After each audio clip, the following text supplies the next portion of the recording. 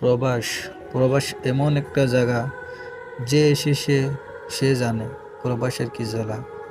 এখানে আপনদেরকে দূরে রাখতে হয়, পর দেখতে কাছে টানতে হয়। প্রবাসী যারা এসেছে তারা জানে, এবং আমি একটা নিজেও প্রবাসী।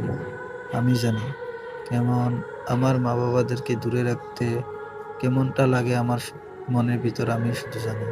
এবং যারা প্রবাসে আছে তারাও জানে।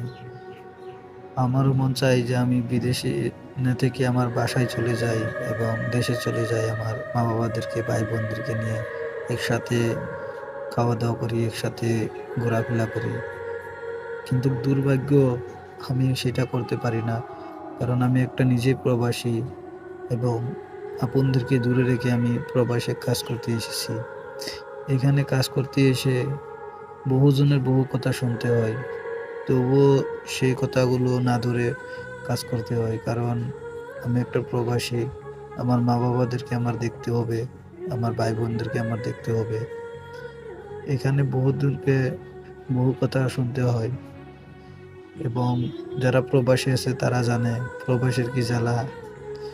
এবং মা বাবারাও তো ভাবছে প্রবাসে যে আমার ছেলেরা ভালো মন্দ খায় না, ভালো মন্দ থাকে না। ঠিকই জানো মা, আমি তোমাদের কথা চিন্তা করে আমি ঠিকমতো খাওয়া দাওয়া হয় না, এই হয় না।